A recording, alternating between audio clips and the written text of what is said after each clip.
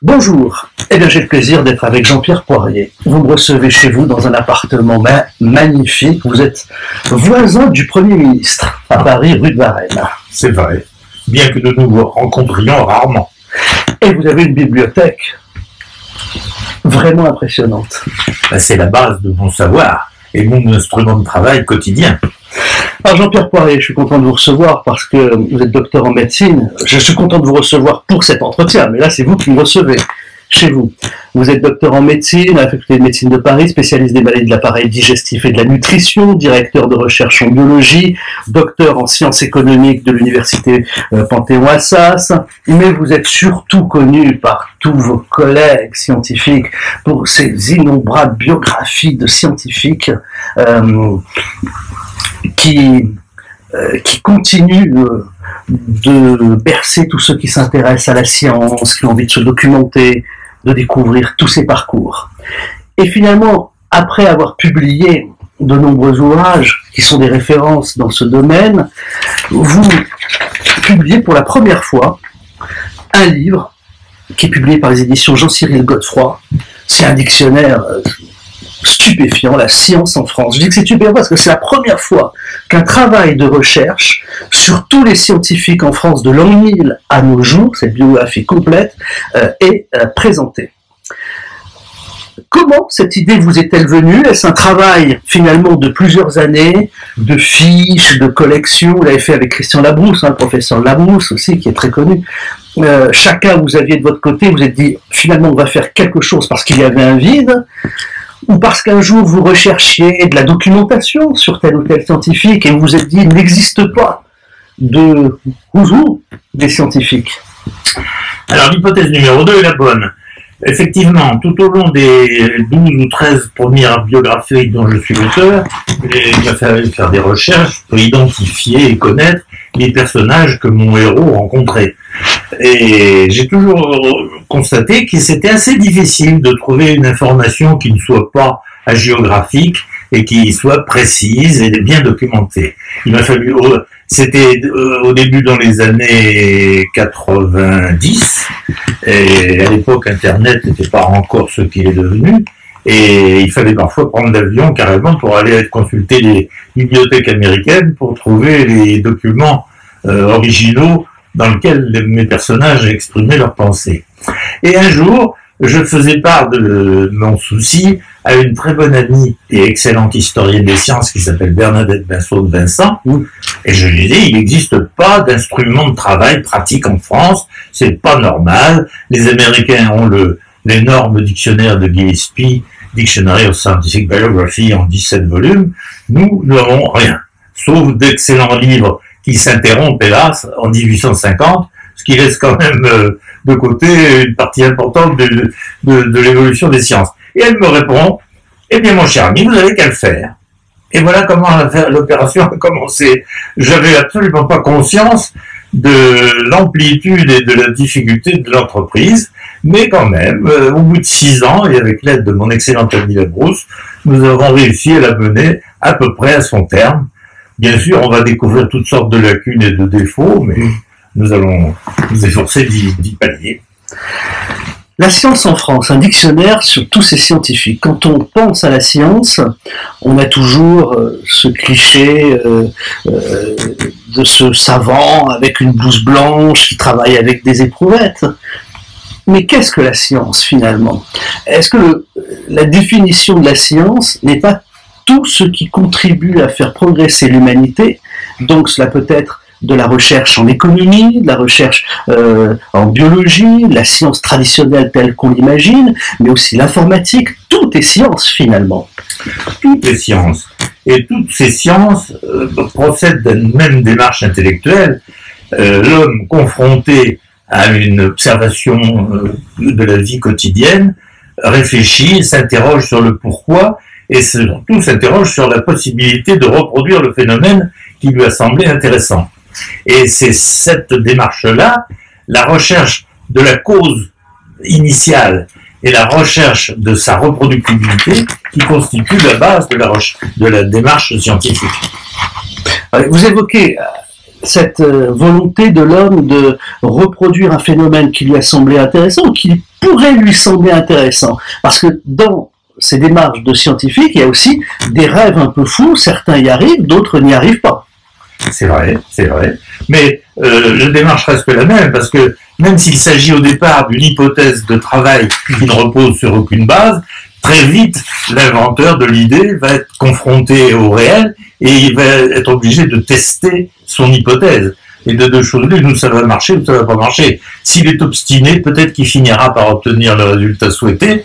Sinon, cette hypothèse partira dans le vide et quelqu'un d'autre la redécouvrira 50 ans plus tard. J'ai essayé de faire le profil de ces scientifiques, mais j'ai vu qu'il y avait des religieux, des militaires, des civils, parfois des gens qui trouvaient par hasard.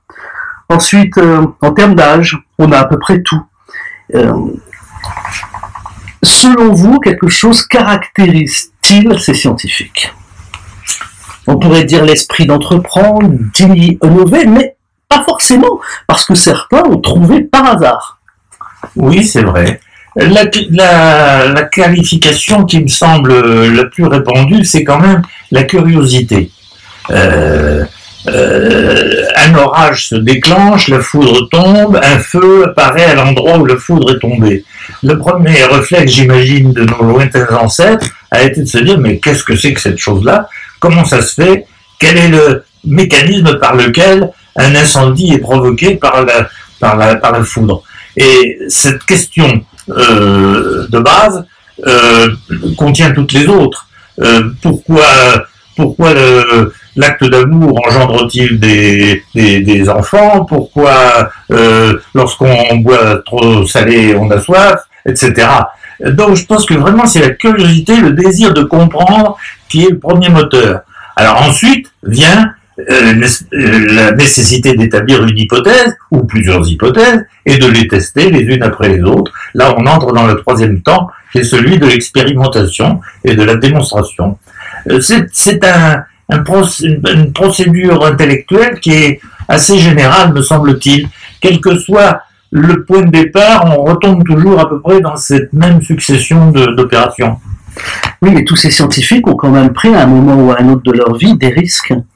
Aujourd'hui, avec le principe de précaution, la prise de risque n'est plus la même, tout est calculé.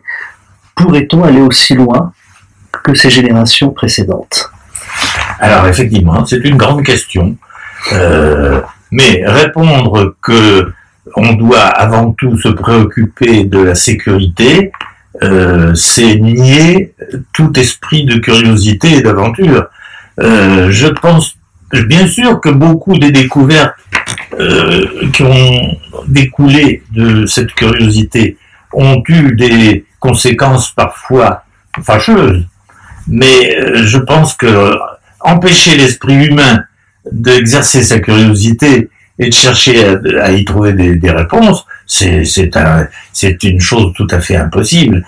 Et actuellement, il y a un phénomène pas de rejet, le mot est excessif, mais disons de contestation de la tendance en France à vouloir trop prévoir, prémunir, éviter tout risque, toute prise de risque pour la recherche. Et dans un très récent document émis par l'ancien syndicat de l'industrie pharmaceutique qui s'appelle maintenant le LEM, les auteurs le disent. Ils disent trop de prudence et trop de mise en garde et trop de sécurité préventive anesthésie ou annihile la curiosité et donc la recherche. D'ailleurs, quand on recherche maintenant, les procédures nécessitent de prévoir tout ce qui pourrait se passer, donc pour parer à toute éventualité. Mais en réalité, j'ai observé quelques études, c'est qu'on arrivait toujours à prévoir en fonction de ce qui s'était passé, mais il y a toujours un imprévisible nouveau qui arrive. Oui, c'est vrai, c'est tout à fait vrai. Mais bon, la nécessité de prévoir et d'imaginer les solutions qui permettront de limiter les inconvénients prévisibles, ça me paraît tout à fait souhaitable. Mais parfois on va un peu trop loin en allant jusqu'à interdire certaines approches scientifiques sous prétexte qu'elles pourraient éventuellement comporter des risques. Alors là, c'est vraiment nier l'activité du chercheur. Je voudrais qu'on revienne maintenant sur le dictionnaire de la science en France. Quelle est l'influence de la langue, de notre manière de penser, d'utiliser nos mots sur les thèmes où nous sommes peut-être meilleurs que les anglo-saxons, et peut-être à l'inverse, les anglo-saxons sont-ils meilleurs que nous sur notre thème en fonction de la langue? Je ne pense pas que ce soit un problème linguistique, c'est plus large, c'est vraiment un problème culturel. Là, je suis tout à fait d'accord avec vous. Ça me revient en mémoire une réflexion. Lorsque Lavoisier, en 1789, notre grand chimiste, a lancé son ouvrage dans lequel il donnait les bases de la nouvelle chimie, la chimie qui gouverne aujourd'hui notre existence, les Allemands étaient très mécontents parce qu'ils considéraient jusque-là que les patrons de la chimie, c'était eux. Et l'un d'entre eux, dont j'ai oublié le nom, par charité, a dit « Mais qu'est-ce que c'est que cette histoire? Si les Français connaissaient quelque chose à la chimie, ça se saurait. » C'est vous dire qu'il y a un élément culturel. Je ne sais pas par quel hasard, une nation oriente son activité dans un domaine plutôt qu'un autre. Je pense que ça tient à la conjoncture politique, philosophique, technique du pays concerné, mais a priori, toute nation est apte à aborder n'importe quelle discipline. Les seuls éléments freinateurs sont soit une idéologie religieuse ou politique par trop stérilisante, soit le manque de moyens permettant de démarrer un axe de recherche. Par exemple, il y a l'astrophysique, la cosmographie, aujourd'hui, sont des disciplines qui nécessitent des investissements absolument considérables et qui ne sont pas à la portée de tous les pays. Alors j'aimerais qu'on revienne aussi sur tous ces savants, ceux qui ont cherché pour trouver, ceux qui ont découvert par hasard. Pouvez-vous nous faire partager quelques résultats de découverte finalement par hasard qui ont changé la face du monde et qui vous ont surpris ou amusé? Ah oui, on peut trouver. Je peux pas vous donner la liste exhaustive, mais bien entendu, beaucoup de progrès scientifiques partent d'une découverte complètement due au hasard. Et même les découvertes qui aujourd'hui nous semblent le mieux étayées, les plus rationnelles, doivent souvent beaucoup au hasard. Si vous analysez dans le détail les colossales découvertes de Louis Pasteur, un de nos autres très grands savants, vous découvrirez que très souvent il partait sur une hypothèse fausse, mais à force de raisonnement et de répétition, il finissait par trouver la bonne réponse. Donc, je ne pense pas que le cas le plus fréquent soit celui où un chercheur a une idée géniale et tout d'un coup il se dit « Ah ben je vais vérifier si mon idée est aussi géniale que je le pense ». Très souvent, il s'agit d'une constatation un peu liée au hasard. Par exemple, je reviens un instant à Lavoisier. Quand Lavoisier a annoncé pour la première fois que le feu n'avait pas un élément lourd que les Allemands appelaient le phlogistique et que c'était le départ de ce phlogistique qui expliquait la flamme et le feu, il s'est appuyé sur des constatations purement pondérales. Il pesait un minéral qu'il avait fait calciner avant et après la calcination, et il a vu qu'après il pesait moins lourd. Donc quelque chose était parti. Et non, pardon, excusez-moi, j'ai dit le contraire. Ça, c'est ce que les Allemands croyaient, et Lavoisier a démontré l'inverse. Et il a montré que l'oxygène se fixant sur le minéral devenait d'un oxyde, et que cet oxyde était plus lourd que le minéral originel. Or, presque 200 ans auparavant, un obscur médecin du Périgord français avait fait la même constatation, l'avait publiée, et personne n'y avait attribué de moindre importance. Et quand Lavoisier a fait sa propre découverte, il a refusé d'admettre qu'il devait quelque chose à Jean Rey, car il n'avait pas la moindre connaissance de l'existence de Jean Rey, ni des publications de Jean Rey. Et ça a entraîné d'ailleurs des débats et des disputes pour savoir finalement quel était le vrai découvreur du concept. Jean-Pierre Poirier, qui a publié des merveilleuses biographies de grands scientifiques et qui publie maintenant La science en France avec Christian Labrousse. Ne l'oublions pas, professeur de sciences de gestion à l'université Panthéon-Assas. Le livre de Jean-Pierre Poirier et de Christian Labrousse, La science en France, est publié aux éditions Jean-Cyril Godefroy. Quand on regardait ce qui se passe actuellement dans le monde des biotech, des grands groupes investissent en recherche et développement, des milliards, et ils avancent parfois, il y a des réussites, d'autres non. Et puis vous voyez des petites entreprises dans les biotech avec une dizaine de personnes qui trouvent des nouveaux marqueurs en termes d'ADN, qui trouvent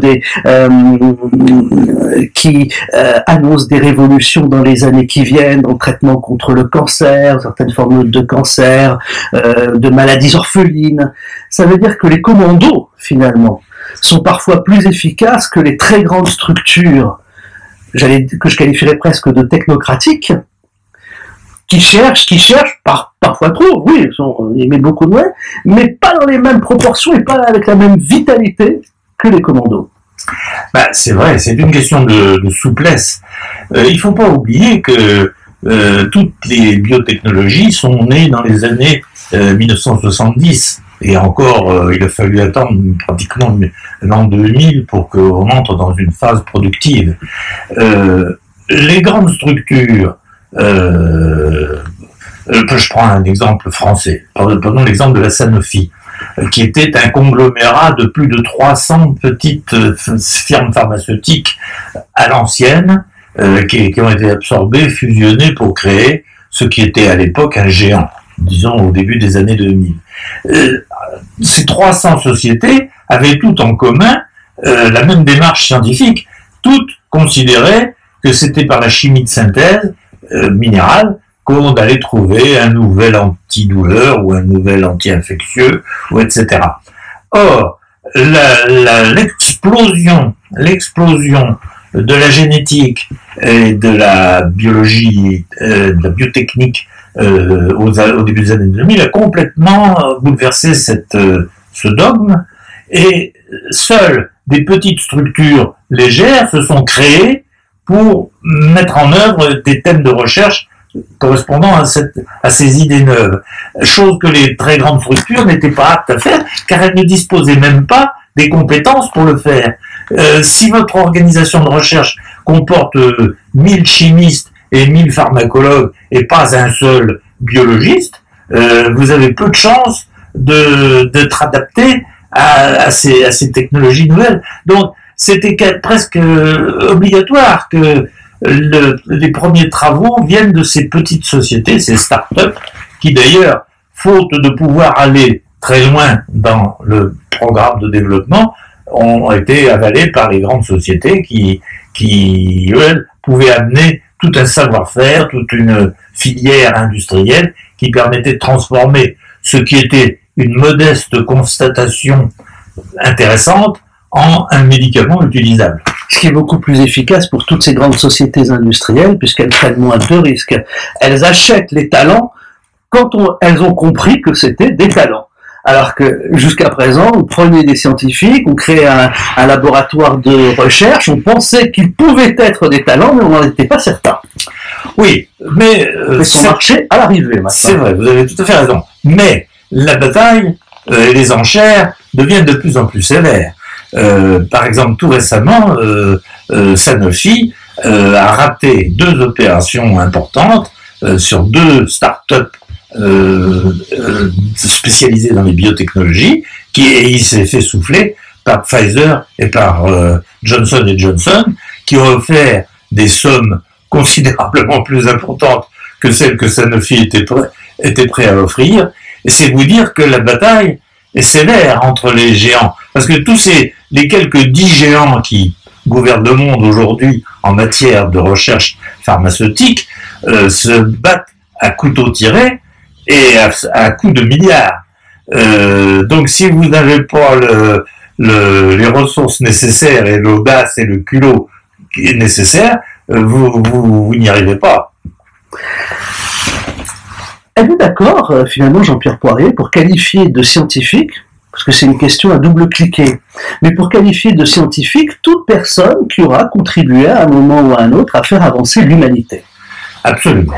Alors, le double cliquer est le suivant, c'est que finalement, on a toujours tendance à penser qu'un scientifique est quelqu'un qui a une énorme base, qui a fait des dizaines d'années d'études, mais en réalité, quelqu'un qui a trouvé quelque chose totalement par hasard en bricolant sans base universitaire de départ, c'est aussi un scientifique. Mais bien sûr, et mon dictionnaire en est plein. Je prends un seul exemple, celui de Appert. Appert, l'homme qui a inventé la méthode de stérilisation des conserves. Dieu sait si aujourd'hui, c'est un acquis omniprésent sur la planète que de fabriquer et de consommer des conserves. Oui. Eh bien, toutes ces millions et ces milliards de boîtes de petits pois et de champignons qui sont consommés à travers la planète, nous les devons à ce monsieur, qui d'ailleurs a été formé récompensé. C'était un modeste cuisinier qui n'avait ni diplôme ni prétention, mais par tâtonnement intelligent, il a conçu la méthode. Et il en a d'ailleurs été fort mal récompensé, le malheureux, puisque c'était dans les premières années du consulat, et Bonaparte, jugeant que c'était une invention extrêmement intéressante pour les armées, puisque ça permettait aux militaires d'emporter... Qui étaient loin de partir avec des stocks de nourriture. L'a obligé à publier son secret technique, ce qui fait qu'il a été immédiatement copié par les Anglais et par d'autres fabricants français, et qu'il est mort dans la misère. Justement, quelle est votre position sur tout ce débat, sur les brevets? Il y a une partie de l'humanité qui estime que tout ce qui a contribué, tout ce qui contribue en matière de biotechnologie doit être rendu public et accessible immédiatement à tout le monde. Mais il y a une autre partie, les deux théories aussi se défendent parfaitement bien, c'est laissez-nous les breveter et générer tout ce que cela doit rapporter, parce que c'est grâce à cet argent qu'on va pouvoir réinvestir et toujours aller plus loin. Eh bien, je suis plutôt pour la deuxième hypothèse. Parce qu'il faut quand même considérer que la recherche est un exercice aujourd'hui extraordinairement coûteux. Ça s'exprime en termes de milliards. Si vous n'avez pas généré précédemment des profits par une activité quelconque, qui peut être une découverte précédente, vous n'avez aucune chance de mener à bien de nouvelles recherches. C'est d'ailleurs un des grands problèmes actuels de l'industrie pharmaceutique française, c'est que le souci louable de réduire les budgets de la sécurité sociale en rabotant le prix des médicaments prive les industriels de ressources, et moyennant quoi ils investissent fort peu en recherche. Ce qui explique le retard que tout le monde dénonce de la France en matière en particulier de biotechnologie. Voilà. La science en France, donc ce livre de Jean-Pierre Poirier. Je vais rappeler pour nos auditeurs que vous êtes docteur en médecine de la faculté de médecine de Paris, spécialiste des maladies de l'appareil digestif et de la nutrition, directeur de recherche en biologie, docteur en sciences économiques de l'université Panthéon-Assas, quel magnifique CV, hein, et auteur de toutes ses biographies, Lavoisier, Marat, Palissy, Paré, Turgot, Marie Curie, évidemment. D'ailleurs, tous ces noms, oui, on les a appris à l'école, mais ça n'a pas fait la une, quoi. Je suis sûr que vous le savez aussi bien que moi, Jean-Pierre Poirier, si on faisait un sondage dans la rue sur 100 passants, on leur donnerait ces noms de scientifiques qui ont révolutionné notre humanité. Sans doute que plus de la moitié les ignorerait. Comment expliquez-vous cela? Pourquoi? Je trouve ça triste, finalement. Et tout le monde le sait. quand vous entendez les gens se disent souvent, je comprends pas que des scientifiques qui ont fait avancer le monde de telle manière, on s'intéresse si peu à eux, alors que le footballeur, lui, fait la une de tous les médias. Ah, vous savez, c'est une caractéristique assez française, cette ignorance, cette méconnaissance de l'histoire des sciences. Les Anglais et les Américains en particulier, les Australiens aussi, tous les gens anglophones consacrent beaucoup plus d'énergie, de temps et de moyens à l'histoire des sciences que nous n'en consacrons, nous, en France. Comment expliquer ce processus? Je ne sais pas. Je crois que les Français, de toute façon, n'ont jamais été très attirés par les sciences. C'est une longue tradition d'agriculture qui ne tourne pas. Les Français ont toujours été un peu en retard en matière scientifique et très souvent l'inspiration est venue d'Angleterre. Il faut quand même l'admettre. Et donc nous traînons ce boulet. Et actuellement d'ailleurs, c'était une de nos préoccupations à tous les deux, Labrousse et moi, en faisant ce dictionnaire, c'est de dire peut-être que ça va intéresser un peu quelques jeunes à se tourner vers les vraies sciences et pas toujours vers la sociologie, la psychologie et autres sciences un peu anecdotiques. Enfin, les périodes de paix sont-elles moins improductives malheureusement que les périodes de guerre dans la recherche scientifique? Voilà une question redoutable. Je crains d'être obligé de reconnaître que les périodes de guerre sont tout à fait propices à la découverte scientifique, parce qu'elles entraînent une mobilisation des esprits, la mise en jeu de moyens considérables, et d'ailleurs de sommes et de budgets considérables, ce qui n'est pas toujours le cas en période de paix, où on s'efforce de mieux gérer les ressources de la nation, et on a tendance... Et encore. Oui. Et encore. Oui, dis donc, de gérer différemment. C'est-à-dire que on a tendance à renier les budgets des recherches qui semblent fondamentales, donc pas urgentes, au profit de prestations qui répondent à des nécessités plus urgentes, qui sont la pauvreté, le manque de bâtiments, le manque de logements, que sais-je encore. Donc, on peut comprendre cette alternance. On peut pas dire que les périodes de guerre n'engendrent que le bonheur des populations, même si elles font progresser souvent les sciences. Mais je pense qu'il faudrait arriver à trouver un équilibre raisonnable entre les nécessités de la vie quotidienne et la recherche. Et actuellement en France, il me semble que, et je suis pas le premier à le dire, des noms illustres me précèdent, pour dire que les politiques qui rognent sans arrêt les budgets de la recherche et du développement, toutes disciplines confondues, je ne parle pas que de la biologie, hélas, ont des effets désastreux sur les vocations des jeunes qui ont tendance à se détourner des sciences dures ou, s'ils ont choisi les sciences dures, à quitter la France pour aller faire carrière aux États-Unis. Dans les deux cas, c'est une perte sèche en intelligence pour la France. Et donc, nous essayons un peu de sensibiliser à la fois les pouvoirs publics et la population à l'intérêt, au plaisir et aux bénéfices pour l'humanité qui est lié à la pratique scientifique. Et aujourd'hui, on nous parle toujours du transhumanisme, Jean-Pierre Poirier. Est-ce la fin de la science humaine, parce que tous ces gens qui ont travaillé, que vous nous décrivez, ont travaillé pour l'homme que nous sommes, l'homme que nous connaissons. Transhumanisme, si c'est la fin de l'homme ou la création d'un homme nouveau, est-ce la fin de la science ou le début d'une nouvelle autre science? La science est par définition malléable et souple et adaptable aux circonstances. Donc, quel que soit l'avenir de l'humanité, il y aura toujours, je pense, quand même, des besoins à satisfaire, et ces besoins demanderont aux savants d'y répondre. Donc, non, je prévois pas de mutation radicale. Je vous ai tendu la perche sur le transhumanisme pour avoir votre opinion là-dessus. Je n'en ai pas. Très honnêtement, je vous avoue, j'ai pas d'opinion. Et ben voilà. vous êtes sur Terre, en fait. Voilà. Vous êtes un médecin sur Terre. Vous n'êtes pas, Je suis un médecin sur Terre, vous n'êtes pas dans le cloud. rationaliste Voilà. et prudent, ce qui m'a été enseigné toujours par mes maîtres dans les secteurs scientifiques. Combien de temps a-t-il fallu pour écrire, c'est un ouvrage, à mon avis, c'est 10 à 15 ans, hein, de...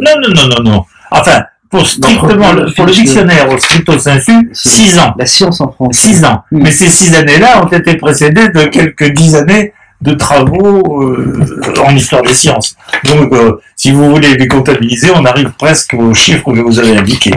Un dictionnaire biographique des scientifiques français de l'an 1000 à nos jours, La science en France, signé par le docteur Jean-Pierre Poirier. Une référence dans ce domaine, cher docteur. Oui, docteur en médecine de la faculté de médecine de Paris. Je relis votre CV, spécialiste des maladies de l'appareil digestif et de la nutrition. Je dis le court CV, là, le condensé, hein. Il y aurait bien d'autres choses à dire. Directeur de recherche en biologie, docteur en sciences économiques de l'université Panthéon-Assas, et puis auteur de toutes ces biographies scientifiques qu'on connaît. Mais il y a aussi Christian Labrousse, qui lui aussi est reconnu. En fait, vous êtes très complémentaires avec Christian Labrousse, parce que voilà, vous êtes médecin humain, et lui, il est médecin plus en économie, plus en droit. Voilà. Absolument. C'est un mais finalement. Au-delà de notre amitié, il y a aussi quand même une démarche rationnelle dans notre entreprise. Nous avions tous les deux conscience d'être complémentaires. Et ce que j'ai beaucoup apprécié chez Christian Labrousse, c'est qu'il a apporté non seulement sa grande expertise dans le domaine des mathématiques et de la physique, domaine que je maîtrise pas toujours à la perfection, mais en plus une intelligence, un jugement, un esprit critique, une capacité de dialogue formidable qui m'a permis, dans certains cas, d'affiner mes analyses, même sur des sujets où j'étais supposé être le spécialiste.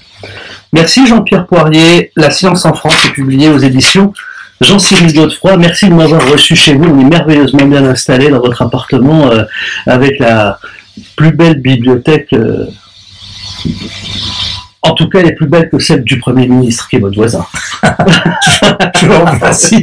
En tout cas, j'ai eu grand plaisir à cette conversation avec vous et j'apprécie beaucoup les questions que vous avez posées qui étaient tout à fait intéressantes. Merci.